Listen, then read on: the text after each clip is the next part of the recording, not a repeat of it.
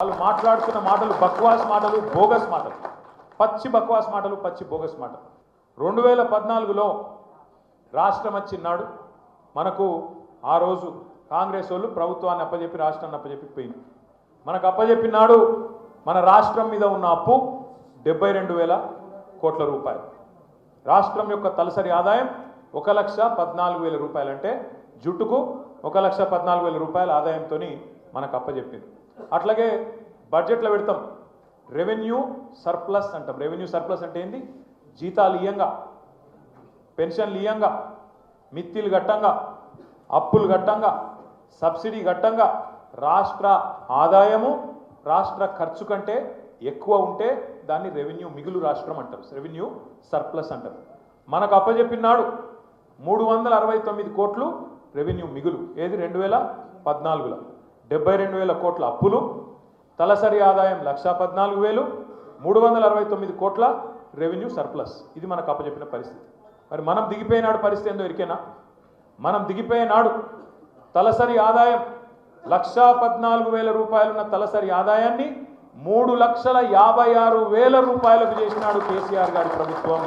మనకు రాష్ట్రం కాంగ్రెస్ వాళ్ళు అప్పచెప్పినాడు 369 కోట్లు రెవెన్యూ మిగులు.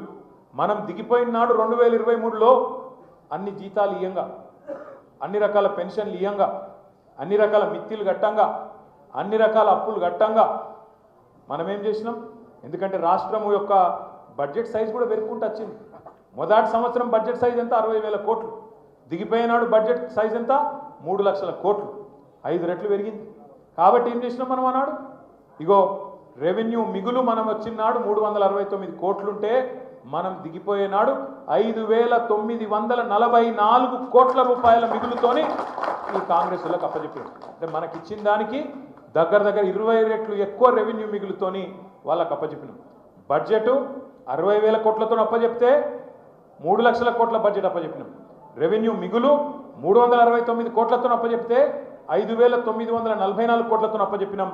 అదేవిధంగా తలసరి ఆదాయం 1,14,000తో అప్పచెప్తే 3,50,000 ఈ సన్నాసులకు అప్పచెప్పినాం. రేవంత్ రెడ్డిని మీరు అడగాలి, ఒక సంవత్సరంలో రేవంత్ రెడ్డి ప్రభుత్వం చేసిన అప్పెంతో ఎరికేనా? 1,40,000 కోట్లు. 1,40,000 కోట్లు. కేసీఆర్ ప్రభుత్వం సంవత్సరానికి 40,000 కోట్లు అప్పు చేస్తే ఒక్క సంవత్సరంలో రేవంత్ రెడ్డి ప్రభుత్వం చేసిన అప్పు 1,40,000 కోట్లు.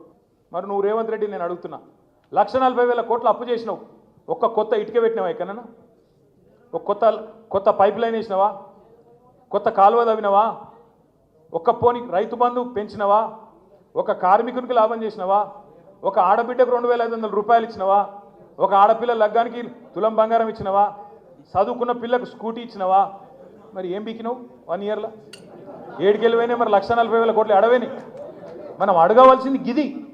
కేసీఆర్ సంవత్సరానికి 40,000 కోట్లు అప్పు చేస్తే కరెంటు మంచిగా చేసిండు, సాగునీరు మంచిగా చేసిండు, రోడ్లు మంచిగా చేసిండు, తాగునీరు ఇచ్చిండు, బ్రహ్మాండంగా సంక్షేమం చేసిండు, కార్మికులను కర్షకులను అందరినీ మంచిగా చూసుకున్నాడు. ఆఖరి గుళ్ళను కూడా యాదగిరి గుట్ట లెక్క మంచిగా చేసిండు. నువ్వు మరి ఒక సంవత్సరంలో 1,40,000 కోట్లు అప్పు తెచ్చి ఏం చేసినవరా అయ్యా అంటే ఆయనకే తెలియదు. ఒకటి మాత్రం చేసిండు, ఒకటి మాత్రం నిజాయితీగా చేసిండు. ఢిల్లీకి మూటలు మాత్రం జోరుగా మోసిండు. 1,40,000 కోట్లు మనకు వస్తలేవు, కానీ ఢిల్లీకి మాత్రం మంచిగా వేల కోట్ల రూపాయలు సంపుడే సంపుడు. కుర్చీ కాపాడుకోవాలి కదా, ఆ పని చేస్తాడు.